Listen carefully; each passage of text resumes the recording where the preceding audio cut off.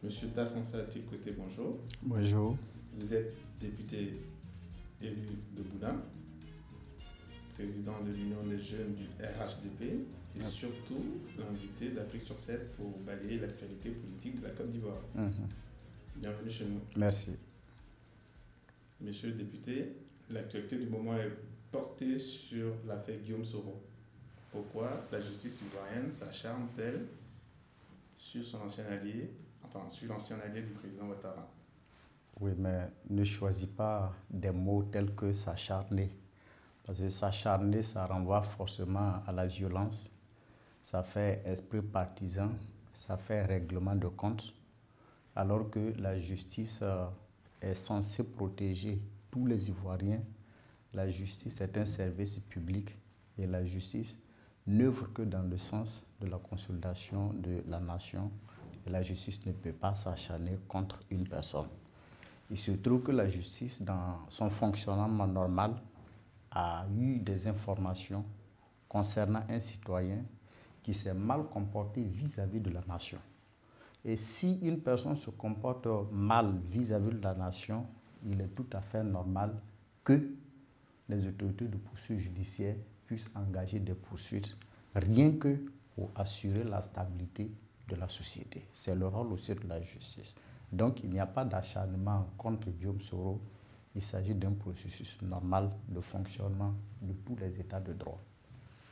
Justement, le procureur Adouricha a présenté des preuves qui montrent des manœuvres de Guillaume Soro contre l'État. Seulement, ces preuves existent depuis un certain moment. Pourquoi les montrer maintenant, peu de temps après sa déclaration de candidature pour 2020? Bien, je vais vous donner une image qui certainement va vous permettre de comprendre. Le procureur de la République peut, dans une promenade à Djamé, acheter peut-être des galettes qu'il a emballées dans un morceau de journal. Et après avoir consommé ces galettes, il voit une information qui concerne la sécurité des Ivoiriens. C'est de sa responsabilité. Même si ces faits-là datent de plusieurs années en arrière, c'est de sa responsabilité d'aller vérifier l'endroit où le journal indique qu'il peut avoir des actes infractionnels là-bas. C'est pour vous dire que la datation ici n'a aucune importance. Le plus important, c'est est-ce que le procureur de la République a eu connaissance d'un fait qui porte atteinte à l'ordre public. C'est de cela qu'il s'agit.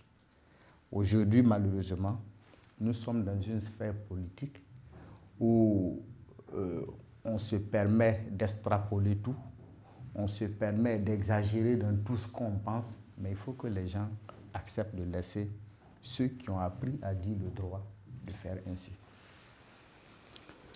Concernant les éléments qu'a présenté le procureur, les partisans de Guillaume Soro estiment qu'il a tenu un certain nombre de propos dans les enregistrements, juste pour emmener son interlocuteur à se livrer sur ses intentions.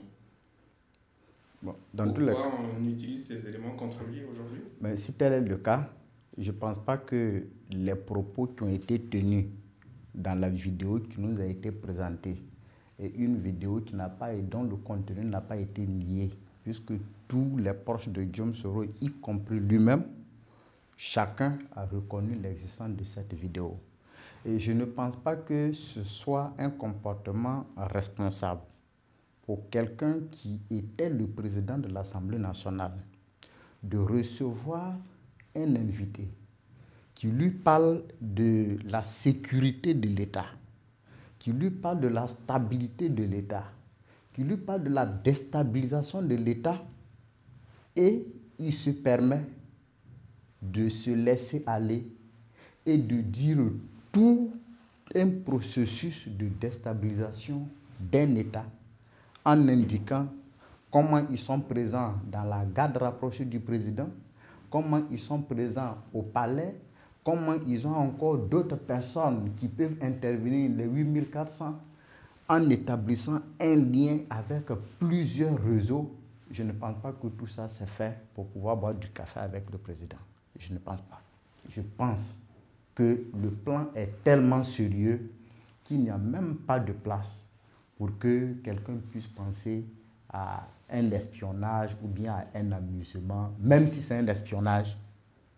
Guillaume Soro, en tant que président de l'Assemblée nationale, avait la responsabilité de saisir les autorités de poursuite judiciaire pour dire « j'ai surpris chez moi » ou « j'ai cru avoir affaire à quelqu'un de catholique », mais en réalité, voici le projet de l'homme. Et moi, homme d'État, président de l'Assemblée nationale, je ne peux accepter qu'un tel acte se pose. Il ne l'a pas fait. Pourquoi ne l'a pas fait-il fait? J'ai entendu des gens dire qu'il a informé le président. Le président de la République n'est pas une autorité de poursuite. Si vous avez une information qui vous concerne directement et que vous allez dire au président de la République, vous n'avez rien fait. Si vous allez dire au chancelier, vous n'avez rien fait. Tout ce que vous devez faire pour vous remplir de votre droit, c'est de saisir le procureur de la République pour porter plainte afin que la justice puisse se suivre. Est-ce qu'à partir de cette affaire, on peut dire que la relation Guillaume Soro à Alassane Ouattara est définitivement morte? En politique, les relations se nouent et se dénouent de façon constante. Mais je crois que Guillaume Soro est allé très loin pour que très rapidement il puisse bénéficier de la confiance du président. Vous savez, quand on vous fait confiance, vous avez un double effort à faire. Comment maintenir cette confiance et comment faire grandir la confiance? Guillaume Soro n'a pas pu maintenir la confiance du président. Il est inutile de s'interroger s'il peut faire grandir encore une autre confiance. Vous êtes, je le rappelle, député élu à Bouna. Récemment, l'immunité parlementaire des personnes proches de Soro Guillaume concernées par cette affaire a été levée. Le PDCI RDA s'oppose à cette levée d'immunité. Vous, qu'en pensez-vous? Oui, je crois que le PDCI RDA et même toute l'opposition politique est dans un très mauvais rôle, un rôle très néfaste, dans la mesure où ils savent très bien ce qui s'est passé. Le procureur de la République a poursuivi des personnes qui sont soupçonnées de participer à une infraction. Et ces personnes ont été appréhendées suivant la procédure de flagrant délit. Lorsque un député commet une infraction qualifiée de flagrant délit, le procureur de la République n'a pas besoin d'autorisation de qui que ce soit pour pouvoir engager les poursuites et aller même jusqu'à l'arrestation de ces personnes. C'est ce que le procureur de la République a fait. Lorsque le procureur de la République a appréhendé ces délinquants, le groupe parlementaire de l'opposition, RACI, Vox Populi et le PDCI ont saisi l'Assemblée nationale afin que l'Assemblée nationale suspende les poursuites conformément au règlement de l'Assemblée nationale et à la Constitution de la République de Côte d'Ivoire. Lorsqu'une telle demande est faite, il appartient à l'Assemblée nationale de se prononcer. Et le bureau de l'Assemblée nationale, puisqu'on était hors session, c'est le bureau de l'Assemblée nationale qui avait la compétence de statuer sur la demande. Et en réunion de bureau, nous avons rejeté la demande de suspension des poursuites de ces députés. En droit et selon notre Constitution, lorsque les députés rejettent la demande de suspension des poursuites, cela vaut la levée de l'immunité parlementaire. C'est pour vous dire qu'il y a deux procédures pour lever l'immunité parlementaire. Soit c'est le procureur de la République qui fait une demande et l'Assemblée nationale accède à la demande ou rejette la demande. Ou bien les poursuites sont déjà engagées, la partie qui est concernée par les poursuites initie une procédure en demandant à l'Assemblée nationale de suspendre les poursuites. C'est ce que le groupe parlementaire PDCI, RACI et Vox Populi ont fait. L'Assemblée nationale a rejeté la demande. Cela vaut lever de l'immunité de ces parlementaires. Donc, la demande du groupe parlementaire RHDP qui est intervenue n'était que dans le cadre de clarifier en tirant les conséquences du rejet de la demande de suspension des poursuites. Cette clarification, il fallait quand même que le groupe parlementaire du RHDP, qui connaît très bien la constitution ivoirienne, qui dans son préambule déjà condamnait avec fermeté les comportements délinquentiels vis-à-vis de l'État.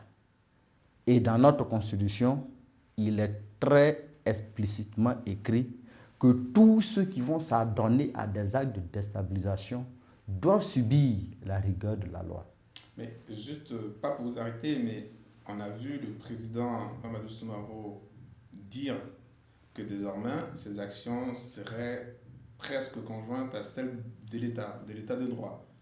Est-ce que ce n'est pas une soumission de l'Assemblée nationale au président ou à la politique des gouvernements? Parce que normalement, l'Assemblée nationale est un pouvoir à part. Et dire d'office qu'on se soumet ou on rejoint systématiquement sa position, est-ce qu'il n'y a pas de connivence entre pouvoir et Assemblée nationale désormais?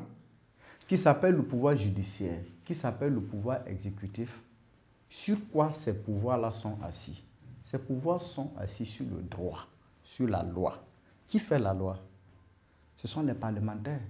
Nous ne pouvons pas faire les lois et puis ne pas nous donner les moyens de leur mise en œuvre. Donc, si le président de l'Assemblée nationale déclare que l'Assemblée nationale ou encore le Parlement va se joindre à toute action pour pouvoir faire manifester la vérité, mais il n'a pas dit autre chose que ce qu'il devrait dire. Et c'est exactement ce qui doit être le rôle du parlementaire. Quand on vote les lois, il faut s'assurer que les lois sont effectivement suivies. C'est ce qui justifie aussi que les députés aient un rôle de contrôle de l'action de l'exécutif. Pour parler d'autre chose, le président Alassane Ouattara parle de modification de la Constitution à 9 mois des prochaines élections. Ben, si on avait un problème de délai, cela poserait problème. Mais on n'a pas un problème de délai. Le problème de délai peut peut-être provenir des indications de la CEDEAO. Mais je sais que les indications de la CEDEAO permettent actuellement de modifier la Constitution jusqu'en mars ou bien peut-être un peu au-delà. Donc, ne voyez pas d'obstacle à ce qu'on cherche à modifier la Constitution. Pourquoi est-ce que le président Ouattara pense à modifier la Constitution pour son 3e mandat, selon vous? Le président de la République vous a dit... Y aura-t-il un 3e mandat? Le président de la République vous a dit à maintes reprises qu'il va se déterminer avant le mois de juillet. Et nous savons que le président Alassane Ouattara est un homme d'honneur, je dirais même d'exception en termes de qualité. Et laissons-le conduire sa réflexion jusqu'à où il veut l'amener. En tout état de cause, nous au RHDP, nous faisons confiance au président. Et je sais que de plus en plus, les Ivoiriens font confiance au président. Appelons au calme et attendons que chacun se détermine. Vous ne voulez pas me demander qu'il soit le premier peut-être à dire qu'il est candidat ou pas. Il y en a beaucoup d'autres encore, peut-être des centaines de candidats, on ne sait pas. Pourquoi vous ne posez pas la question à d'autres personnes qui souhaitent être candidats aussi? Est-ce que vous êtes dans le secret des dieux, vous êtes au RHDP? Non, on ne peut pas connaître toutes les candidatures et laisser notre président se déterminer quand il veut. Dans tous les cas, le président de la République n'aura pas à souffrir. Il a eu le temps de former beaucoup d'élèves et la Côte d'Ivoire, il n'est plus question que la Côte d'Ivoire puisse retourner encore dans les déboires. Et ça, nous sommes certains. Monsieur le député, il semblerait que le Premier ministre soit le choix du RHDP pour la présidentielle de 2020. Vous avez des informations dessus? Bon, moi je vous ai dit que je suis le président national de l'Union des jeunes du RHDP. L'UGRHDP est une structure spécialisée qui dépend des instances du parti. Et vous serez d'accord avec moi qu'aussi longtemps que la hiérarchie n'aura pas donné une ligne à suivre, nous n'allons rien vous dire du tout.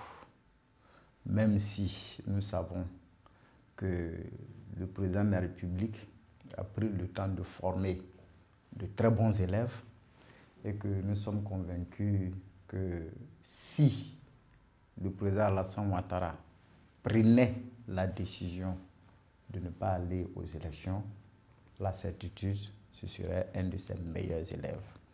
Donc, le Premier ministre Amadou Gon, qui aujourd'hui est le Premier ministre, qui a battu un travail extrêmement important aux côtés du président Alassane Ouattara, si les projecteurs sont orientés vers ce brillant Premier ministre que le président Alassane Ouattara a pris le temps de former, le RHDP n'aurait aucun problème à faire exécuter l'orientation du président Alassane Ouattara. En tout état de cause, le RHDP attend l'orientation que le président Alassane Ouattara va donner. C'est tout ce qui détermine les militants du RHDP. D'accord. Mais dans la configuration actuelle de la vie politique ivoirienne, est-ce que le RHDP peut gagner une élection sans un allié de poids comme Soro Guillaume, le PDCI ou même le FPI? Est-ce que c'est possible? C'est plus que possible. Plus que possible parce que ne voyez pas le contexte actuel comme le contexte de 2010. Les choses ont évolué et la vie politique ivoirienne s'est reconfigurée. Il y a eu une reconfiguration de la vie politique ivoirienne avec la création du RHDP qui désormais rassemble toutes les tendances. Toutes les tendances, je dis bien. Vous avez le RDR, le PDCI, l'UDPCI, le MFA, l'UPCI et même une bonne partie des militants du FPI qui ont compris que le président Alassane Ouattara n'œuvre que dans l'intérêt des Ivoiriens et que l'affaire des partis était un petit souci quand même pour lui. Donc la Côte d'Ivoire est reconfigurée et c'est une nouvelle dynamique. Malgré cet optimisme qui vous habite, le président, enfin la Côte d'Ivoire, via son avocat à la CPI, a quand même envoyé un courrier pour maintenir Laurent Gbagbo là où il est. Et on a assisté à une condamnation éclair de Charles Blé Goudé. Si vous êtes si optimiste, pourquoi tout ça à quelques mois de la présidentielle? Non, mais ne liez pas les affaires politiques. C'est forcément lié. Non, ne liez pas les affaires politiques et les affaires judiciaires. Vous voyez, pour qu'on puisse évoluer, il faut qu'on accepte aussi de laisser chacun faire son travail. Si vous voulez forcément chercher la politique dans le judiciaire ou le judiciaire dans la politique, mais c'est la meilleure façon de se marcher et de ne rien faire du tout. C'est vrai, mais en même temps, ces personnes-là, Charles Blé Goudé en l'occurrence, a été envoyé à la CPI pour des faits qui ne sont pas différents de ceux pour lesquels on le condamne à 20 ans de prison en Côte d'Ivoire, alors qu'à la CPI, il est libéré. Là où tous les témoins ont eu la liberté de circuler et où il aurait pu être accablé beaucoup plus facilement. Oui, mais ça, je crois que vous lisez un peu d'une certaine façon les dispositions de la CPI. Parce que l'acquittement de Blé Goudé et de Laurent Gbagbo n'a pas pris l'allure de l'effacement des infractions qui ont été commises ou bien encore la fin de la procédure qui est engagée contre eux. C'est au regard des statuts de Rome que les juges ou les avocats ont estimé qu'il y avait des risques que si l'acquittement était total, qu'il y ait des difficultés qu'on la maintenue là encore. Et vous voyez que les procédures se poursuivent. Laissez la procédure aller jusqu'au bout pour pouvoir aussi désintéresser ceux qui ont souffert de cette crise. Et n'oubliez pas que c'est une procédure judiciaire qui va aller très loin. Je ne vois pas la fin de cette procédure-là en 2 ans, en 3 ans ou bien en 5 ans. Je pense qu'il y a encore d'autres éléments à ajouter à cette procédure et nous irons encore loin. Ok, mais pour le régime qui a déjà condamné Laurent Gbagbo, pourquoi n'est-il pas pour qu'il vienne en Côte d'Ivoire pour purger sa peine et pourquoi est-ce que le régime veut qu'il soit maintenu là où il est à La Haye? Mais il faut Le bien, courrier il des faut bien avocats, terminer. Il faut bien excusez-moi, terminer le là. courrier des avocats demande à ce qu'il soit maintenu là où il est. Oui. Pourquoi? Si on n'en a pas peur, C'est pour pourquoi on qu'il. ne veut Non, pas qu'il vienne non, ici? c'est pas la peur politique, c'est pour qu'il y ait une bonne fin de la procédure judiciaire. Et vous n'allez pas demander à un avocat de laisser un processus judiciaire inachevé et puis être content de savoir qu'il n'est pas allé au bout de la procédure. Aucun avocat ne va accepter cela. Et je pense que ce sont des avocats sérieux qui sont en train de suivre vraiment ce dossier. Avoir la conscience tranquille que le dossier a été suivi jusqu'au bout. Quand il finit et qu'on sait qu'il n'y a plus rien à lui reprocher au niveau de la CPI, il pourra rentrer tranquillement en Côte d'Ivoire Il ne sera pas et si faire tranquille que face. ça, puisqu'il y a une condamnation qui lui pend au nez ici. Oui, mais dans la BCEAO. l'homme vit de ce qu'il a produit. L'homme vit de ce qu'il a produit. Si tu as beaucoup d'argent, tu vas vivre de beaucoup de ton argent. Si tu n'as pas travaillé pour avoir beaucoup d'argent, tu vas vivre de ta misère. Et c'est comme ça que le monde marche. On ne va pas inventer les choses. Récemment, un jeune Ivoirien a été surpris décédé dans le train d'atterrissage d'un avion. Pour vos adversaires, il fuyait la misère en Côte d'Ivoire. Qu'avez-vous à répondre à ça? Vous voyez que c'est trop plat comme réflexion.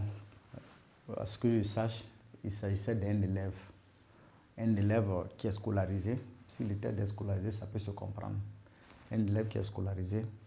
Les éducateurs qu'on a interrogés sont tous unanimes que c'était un garçon brillant qui n'avait pas de problème. Quelqu'un qui a la misère, qui ne mange pas, on peut le sentir, on peut le surprendre un jour à l'école, voir qu'il n'est pas parti à la maison parce qu'il n'a rien à manger, ou bien même qu'il ne peut même pas se déplacer pour aller à l'école. Mais un enfant qui est nourri, qui va à l'école tranquillement et qui se retrouve à l'aéroport dans ces conditions, on dit que c'est parce qu'il est misérable, il fuit la misère, mais il faut qu'on trouve d'autres arguments. Je déplore quand même qu'un jeune Ivoirien, une partie de l'avenir ivoirienne soit dans cette situation, mais il ne faudrait pas très rapidement coller la politique à certains événements. Selon nos informations, il existe des preuves du passage du jeune homme sur le tarmac de l'aéroport. Image à l'appui, mais il n'a jamais été arrêté par les agents en poste. Est-ce que cela ne cause pas un problème de sécurité au sein de l'aéroport? Bon, vous savez que la question de sécurité est tellement difficile à appréhender, d'autant plus que tout le monde est unanime que la sécurité zéro n'existe pas. Bon, les autorités portuaires ou aéroportuaires doivent avoir certainement une explication ou des explications à donner. Et j'imagine qu'une suite sera donnée d'un point de vue disciplinaire ou bien en termes de restructuration pour que de tels événements ne se produisent plus en Côte d'Ivoire. Derrière l'aéroport habitent des milliers de personnes qui sont en plein déguerpissement depuis l'éclatement de cette affaire. Oui, mais... Est-ce qu'on cherchait une occasion pour les dégager de là ou... Non, ce n'est pas aux habitants qu'on veut faire du mal, mais vous convenez avec moi aussi que quand un espace a été dégagé pour servir à une cause et que de façon illicite, vous comprenez très bien que ce ne sont pas des gens qui habitent là-bas de façon régulière. C'est un espace réservé, bon, peut-être par tolérance par le passé, mais si une situation survient aujourd'hui, c'est encore l'occasion de vraiment restituer les choses et repositionner totalement l'aéroport. Il faut savoir que le jeune homme, dans l'affaire but sur le déguerpissement de ces personnes, n'habitait pas à la commune. Il venait de Yopougon, de très loin de l'aéroport. Donc pourquoi est-ce que des faits qui ne concernent pas les habitants, qui eux sont voisins de l'aéroport depuis toujours, provoquent leur... Non, mais il ne faut pas voir les quartiers, il faut voir l'État. Voilà, il s'agit de l'État qui a été touché. Parce que dire qu'un Ivoirien a connu ce sort que cet enfant a connu, ça ne peut pas faire plaisir à l'État de Côte d'Ivoire. Donc il appartient aux autorités de l'État de prendre les dispositions afin que cela n'arrive plus jamais.